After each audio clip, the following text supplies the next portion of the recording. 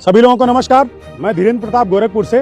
दोस्तों, मोदी सरकार ने गरीबों को 5 किलो मुफ्त राशन देने का घोषणा किया है और राशन मिल भी रहा है। इस मुफ्त राशन पर स्वर्गीय अमरीश पुरी जी का एक विचार है, उसको सुन लीजिए, उसके बाद मैं आगे की बात करता हूँ। खाने के लिए आप लोगों को अनाज मिलता रहेगा। इन लोगों से कागज पर इनके अंगूठों के निशान ले लूं ठाकुर? अभी नहीं, पहले इन लोगों को हराम की खाने की आदत पड़ने दो। हाँ, तो दोस्तों, आपने अभी अमरीश पुरी जी का विचार सुना, जिसमें अमरीश पुरी जी बोल रहे हैं कि जनता को पहले हराम का खाने की आदत डाली जाए, जनता को हराम खोर बनाया जाए। तो क्या यह आदत हमारे देश के लोगों को पड़ चुकी है? जी हाँ, बिल्कुल पड़ चुका है। इसका एक सटीक उदाहरण मैं आपको बता रहा हूँ। दोस्तों, कोरोना के समय में लाखों लोग मरे। ऐसा कोई व्यक्ति नहीं है देश में जिसके परिचित में कोई मरा ना हो, कोई रिश्तेदार मरा ना हो, कोई सगा संबंधी उसका मरा ना हो। और उस दौरान ये लोग इस तरह से सोशल मीडिया पर रिएक्ट कर रहे थे जैसे कि लॉकडाउन खत्म होते ही सरकार के खिलाफ आंदोलन करेंगे, सरकार को उखाड़ करके फेंक देंगे, ये कर देंगे, वो कर देंगे। लेकिन इसी दौरान सरकार के द्वारा एक अफवाह फैलाई गई कि कोरोना के द्वारा मरने वाले लोगों को 10 लाख रुपया मुआवजा दिया जाएगा। कहीं कहीं भाजपाइयों ने इसे 40 लाख बता करके लोगों को गुमराह किया। और जैसे ही फैसले की घोषणा हुई, तमाम लोगों के अंदर से आंदोलन का जो भूत था वो खत्म हो गया। तमाम लोगों के अंदर जो सरकार का विरोध था वो खत्म हो गया। इससे साफ पता चलता है कि जनता पूरी तरह से हरामखोर हो चुकी है, जनता को मुफ्तखोरी की आदत पड़ चुकी है। और अब यह जनता कहीं पर केवल 5 किलो राशन में ही महंगाई, बेरोजगारी, अशिक्षा, भूखमरी, आतंकवाद, जातिवाद, सांप्रदायिकता सबको भूल चुकी है, दंगे फसाद को भूल चुकी है, हिंदू मुस्लिम का जो बंटवारा हो रहा है उसको भूल चुकी है। देश में यह भी कहा जा सकता है कि जो भूखा है वो जाकर के राशन लेगा, लेकिन जो भूखा है वो आंदोलन भी कर सकता है। लेकिन कहीं पर भी कोई आंदोलन यहाँ पर दिखाई नहीं दे रहा है। देश में जितनी भी योजनाएं आ रही हैं, उन योजनाओं में से देखिए केवल इस तरह की योजनाएं आ रही हैं कि जनता को भिखारी बना दिया, जनता को मुफ्तखोर बना दिया, जनता को पूरा सरकार के भरोसे छोड़ दिया जाए। जनता को कहीं से भी आत्मनिर्भर बनाने की कोई योजना नहीं चल रही है। देखिए, सरकार शौचालय बनवा रही है, सरकार घर दे रही है, सरकार के सांसद विधायक पहुंचते हैं तो ठंडी में जाकर के कंबल दे रहे हैं, गर्मी में आकर के वहां पर प्याऊ लगा दे रहे हैं, घड़ा लगा दे रहे हैं कि पानी पीजिए।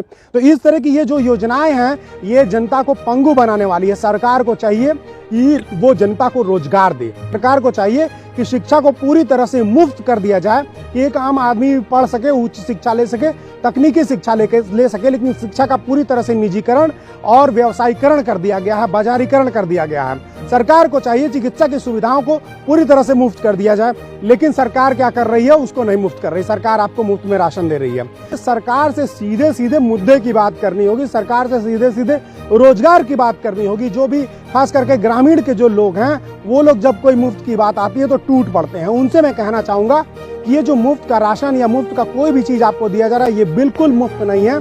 ये जो आपको दिया जाता है वो सरकारी खजाने से निकाल करके दिया जाता है। सरकारी खजाना जब खर्च होता है तो सरकारी खजाने को भरने के लिए महंगाई को बढ़ा दिया जाता है, टैक्स को बढ़ा दिया जाता है, और उसी टैक्स से फिर सरकारी धन खजाना बनता है, और उसी सरकारी खजाने में से कुछ उसमें से निकाल करके आपको दे दिया जाता है और आप उसमें खुश हो जाते हैं। आप सोचिए कि पेट्रोल डीजल पर आज सरकारें 100 रुपया का पेट्रोल है तो उसमें 70-75 रुपया सरकारें जो है टैक्स ले रही हैं। मतलब 70% जो पैसा है वो टैक्स का पैसा है, और वो टैक्स का पैसा आपसे लिया जा रहा है। और मुफ्त वैक्सीन, मुफ्त में राशन, ये सरकार जो प्रचार कर रही है, सोचिए एक प्रिंटेड झोला है जिसमें मोदी की फोटो लगी हुई है, उस झोले में 5 किलो राशन दिया जा रहा है। जितने का वो राशन है उतने का ही वो झोला है।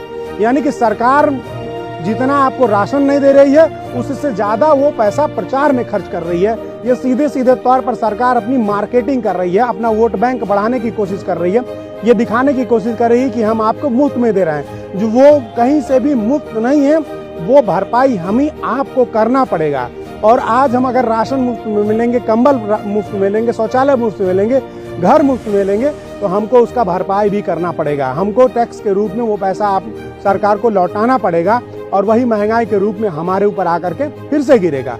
लेकिन इसके साथ साथ जो सबसे बुरी बात है कि हमारे लोगों के बीच हरामखोर बनने की प्रवृत्ति आगे बढ़ती जाएगी, भीख मांगने वाली प्रवृत्ति आगे बढ़ती जाएगी। सरकार आपको भिखारी, भिखमंगा बनाना चाहती है, सरकार आपको आत्मनिर्भर नहीं बनाना चाहती है।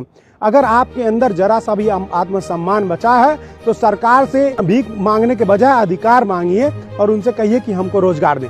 सोचिए कि अगर आपके पास रोजगार होगा तो क्या आप 5 किलो राशन के लिए लाइन लगाने जाएंगे?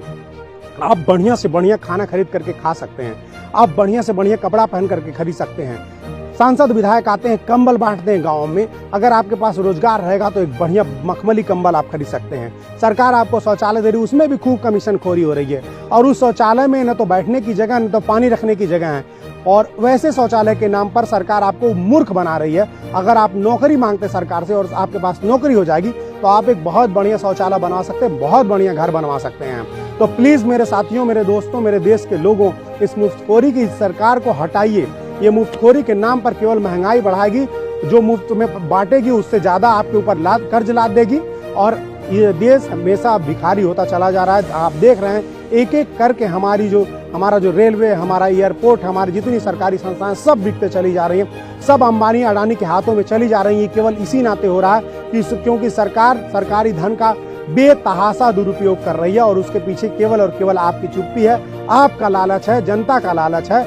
जिस तरह से कोरोना में लाखों लोग मारे गए लेकिन मुआवजे की लालच में लोगों ने कहीं कोई आंदोलन नहीं किया, सरकार का कहीं कोई विरोध नहीं किया, उसी तरह से आज सरकार 5 किलो राशन दे रही है, कहीं से महंगाई का कोई विरोध दिखाई नहीं दे रहा। शिक्षा व्यवस्था पूरी तरह से चौपट हो चुकी है, भ्रष्टाचार चरम पर है। आप देख लीजिए कि जितने हमारे सोशल मीडिया से लेकर के जितने लोकतंत्र को मजबूत करने वाले पत्रकार पत्रिकाएं हैं, उन सब पे प्रतिबंध लगाया जा रहा है। एक तरह से देश में तानाशाही लागू कर दी गई है, धरना प्रदर्शन नहीं करने दिया जा रहा है, कोई विरोध नहीं करने दिया जा रहा है। जो भी विरोध कर रहा है उसके ऊपर फर्जी मुकदमे लादे जा रहे हैं। तो ये जो हमारा लोकतंत्र है वो पूरी तरह से खतरे में है। हम देश का जो नौजवान है उसकी मानसिकता भीख मांगने की बनती चली जा रही है। हमारा जो देश का पहचान है वो खत्म होते चला जा रहा है। इन सब से हमको बचना होगा और सरकार द्वारा चली जा रही हर चाल को समझ करके उसका जवाब देना होगा। तो उठ खड़े होइए और सरकार से भीख मांगना छोड़ करके अधिकार मांगना शुरू कर दीजिए। आप सभी लोगों को धन्यवाद।